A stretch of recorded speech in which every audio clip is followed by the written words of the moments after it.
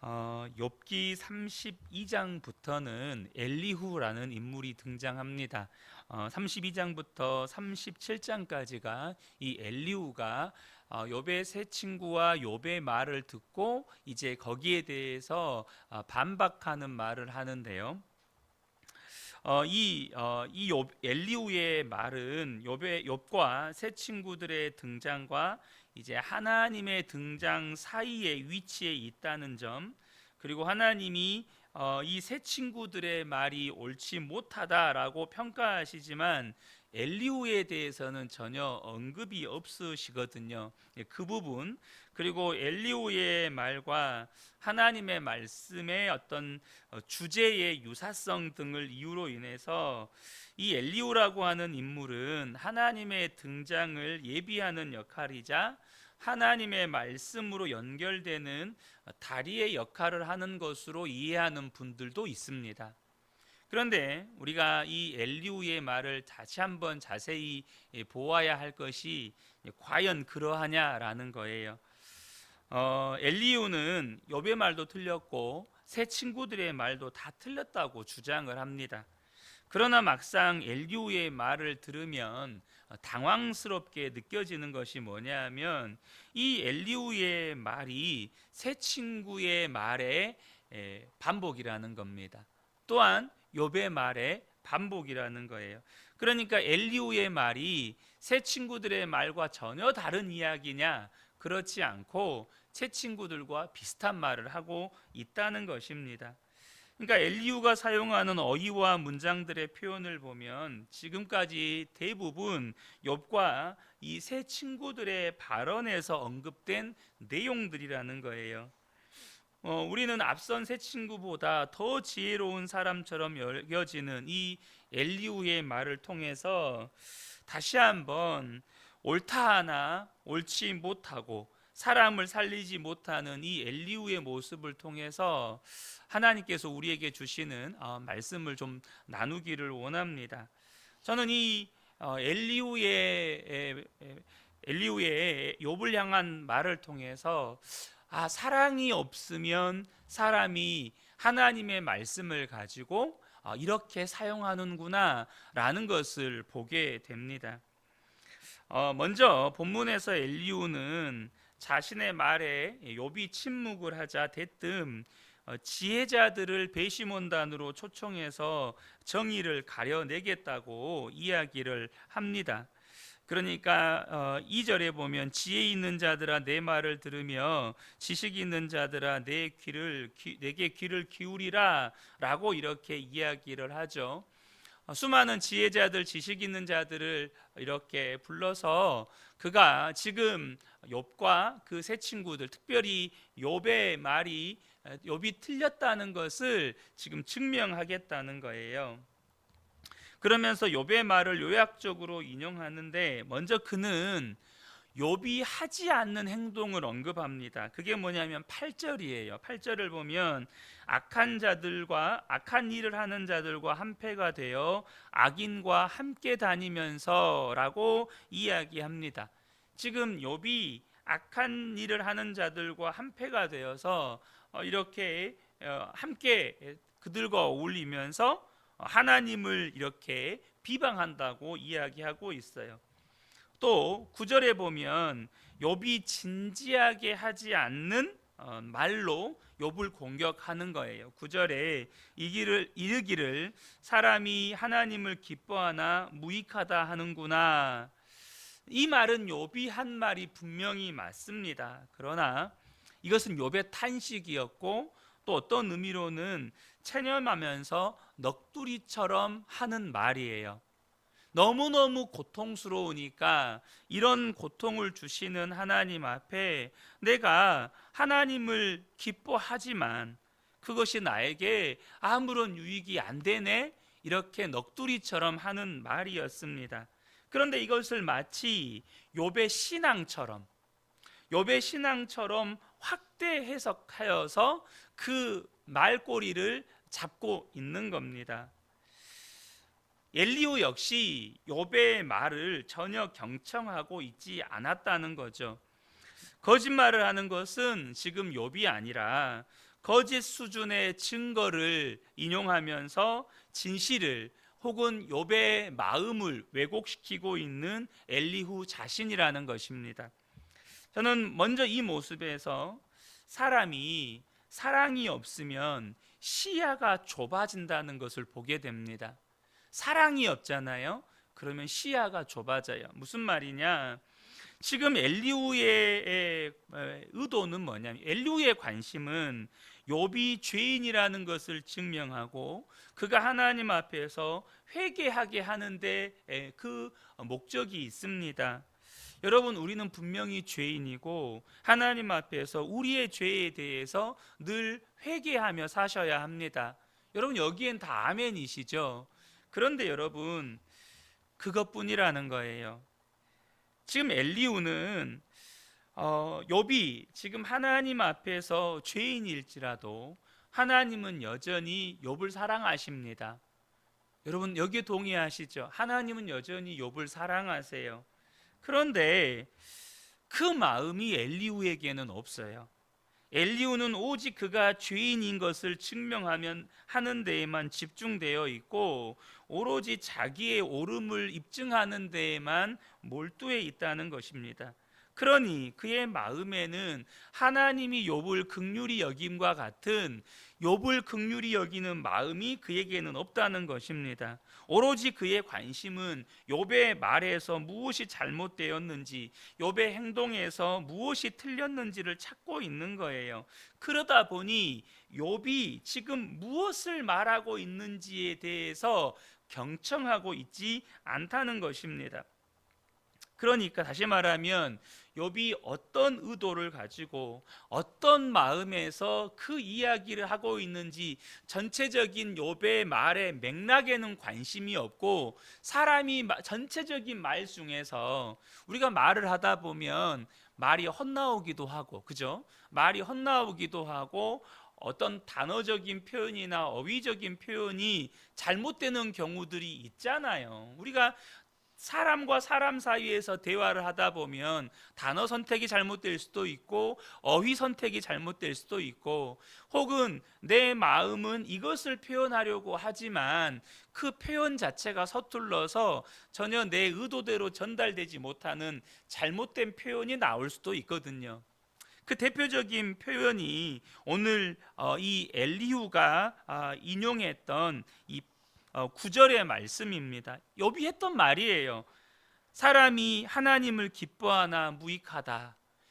욥이 너무너무 고통 가운데 있으면서 말 그대로 넋두리처럼 정말 자신이 너무 힘들다는 것을 표현하는 말이죠. 그런데 지금 엘리후는 욥이 어떤 마음 상태로 어떤 의도로 말을 하고 있는지에는 관심을 두고 경청하지 않고 그 말 가운데 잘못된 표현들, 그 말들 가운데 지금 잘못된 단어나 어휘 선택, 소위 말해서 말꼬리를 잡고 늘어지고 있다는 것입니다. 사랑이 없으면 사람의 시야가 편협해지고 극히 좁아진다는 거예요. 사랑하는 성도 여러분, 저는 우리 근혜교회 모든 성도님들 마음 안에 날마다 하나님의 긍휼의 마음이 부어지시기를 축복합니다. 우리가 당장 부부관계에서도 그렇잖아요. 사랑이 없으면 여러분 배우자의 말과 행동이 이뻐 보이지가 않습니다. 이뻐 보이지 않는 것은 두 번째 문제고, 상대방이 어떤 의도를 가지고 그런 행동을 했느냐에는 관심이 가지 않아요. 그리고 표면적으로 드러나는 그 사람의 부분적인 실수, 그 사람의 부분적인 언어 표현을 잡고 서로가 서로를 향하여서 이렇게 물어뜯는 그런 모습을 보게 되죠. 사랑하는 성도 여러분, 우리 안에 주님의 마음이 있어야 하는 이유입니다. 또 엘리후는요, 하나님의 정의를 주장합니다. 12절을 보면 진실로 하나님은 악을 행하지 아니하시며 전능자는 공의를 굽히지 아니하시느니라. 여러분, 그렇습니다. 그분은 절대로 공평하십니다. 하나도 더할 것도 뺄 것도 없는 정말 훌륭한 지식입니다. 또 이 엘리후는 온 세상을 안정된 질서로 지탱하시는 하나님의 주권과 능력에 대해서도 고백합니다. 그러나 여러분, 하나님의 정의를 지금 고백하고 있고 또 하나님의 주권에 대해서, 하나님의 전능함에 대해서 엘리후가 고백하고 있지만, 그러한 엘리후의 고백이 욥의 원통하고 억울한 마음에는 전혀 와 닿지 않습니다. 분명히 하나님은 공의의 하나님이시고 정의의 하나님이시고, 하나님은 전능하신 하나님이고 온 우주를 다스리신 하나님이시지만, 그 하나님의 정의가 지금 고통을 당하고 있는 욥에게는 적용되지 않는 것처럼 지금 욥은 느끼고 있어요. 어떻게 정의의 하나님이 나를 이런 고통 가운데 내버려 두실 수 있나? 어떻게 하나님은 나에게 이런 고통을 허락하실 수가 있나? 이렇게 한탄하고 있는 욥에게 하나님은 정의의 하나님이다, 하나님은 공의의 하나님이다 라고 계속해서 욥에게 설득하고 있는 거예요. 선포하고 있는 거예요. 그 정의의 하나님이 자기의 고통을 이렇게 외면하고 있다고 느끼는 욥에게 이러고 있다는 것입니다. 지금 엘리후는 하나님은 절대 틀릴 리가 없다, 맞죠? 하나님은 절대 틀릴 리가 없습니다. 하나님은 완전하신 하나님이시고 신실하신 하나님이시고 선하신 하나님이십니다. 그런데 그것으로 욥을 몰아세우고 있다는 거예요. 하나님이 틀릴 리 없으니, 그럼 무슨 말이죠? 네가 틀렸다, 이 말입니다. 분명히 진리예요. 분명히 진리의 말씀인데, 진리의 말씀을 가지고 욥에게 네가 틀렸다 이렇게 주장하고 있다는 것입니다. 여러분, 욥이 이 사실을 몰라서 탄원하는 게 아닙니다. 다시 그걸 몰라서가 아니라 그 정의의 하나님이, 공의의 하나님이 고통 가운데 있는 욥에게는 지금 와닿지 않는다는 거예요. 우리는 이 엘리후의 모습에서 사람이 사랑이 없으면 말씀을 통해서 사람을 살리지 못한다는 거예요. 사랑이 없으면 진리의 말씀을 가지고도 사람을 살리지 못한다는 것입니다. 저는 우리 그은혜교회 성도님들이 말씀을 읽고 묵상할 때마다 그 말씀 속에서 무엇보다도 나를 향하여서 옳고 그름을 가리시는 하나님이 아니라 나를 향한 무한한 하나님의 사랑을 더욱더 깊이 깨닫고 경험하게 되시기를 축복합니다. 이 말씀 속에서 하나님이 나를 얼마나 사랑하시는지, 분명히 나는 죽을 수밖에 없는 죄인인데 그런 나를 포기하지 않고 사랑하시고, 포기하지 않고 나를 이끄시고, 포기하지 않고 나를 붙들어 주시는 그 하나님의 사랑을 더욱더 깊이 묵상하고 그 하나님의 사랑을 깨닫게 되시기를 축복합니다. 이 말씀 속에서 지속 반복해서 하나님이 나에게 말씀해 주시는, 내가 너를 사랑한다, 그럼에도 불구하고 내가 너를 포기하지 않는다, 나의 사랑은 결코 무엇으로도 끊을 수 없다, 이 하나님의 사랑을 저와 여러분이 계속해서 경험해 가셔야 한다는 것입니다. 로마서 8장 38절과 39절에 내가 확신하노니 사망이나 생명이나 천사들이나 권세자들이나 현재일이나 장래일이나 능력이나 높음이나 깊음이나 다른 어떤 피조물이라도 우리를 우리 주 그리스도 예수 안에 있는 하나님의 사랑에서 끊을 수 없으리라. 이 말씀이 여러분 지식을 얻는데 그치면 안 된다는 것입니다. 우리가 말씀을 통해서 하나님의 사랑을 경험하지 못하면 이 말씀은 지식의 도구로만 사용하게 됩니다. 다시 말하면 말씀을 통해서 오로지 옳고 그름을 가리는 데만 사용하게 된다는 거예요. 저는 우리 성도님들이 이 하나님의 진리의 말씀, 그러나 우리를 향한 하나님의 사랑의 편지인 이 말씀을 통해서 사람을 더욱 사랑하게 되는 은혜, 그래서 사람을 더욱더 살리게 되는 은혜의 도구로 쓰임받는 저와 여러분들 되시기를 축복합니다. 그것은 뭐냐면 이 말씀을 통해서 끊임없이 나를 향한 하나님의 사랑을 경험하는 것입니다.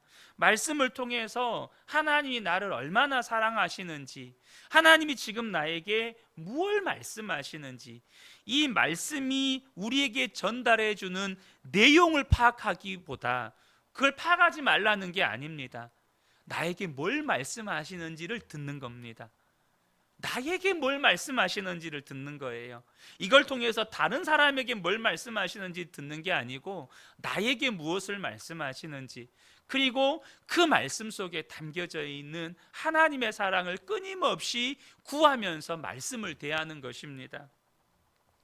사랑하는 성도 여러분, 사랑이 없으면 이 놀라운 하나님의 사랑의 편지를 가지고도 다른 사람을 살리는 데 쓰는 게 아니라 다른 사람을 죽이는데, 그 사람을 더욱더 아픔과 상처 가운데 있게 만들게 된다는 것이죠.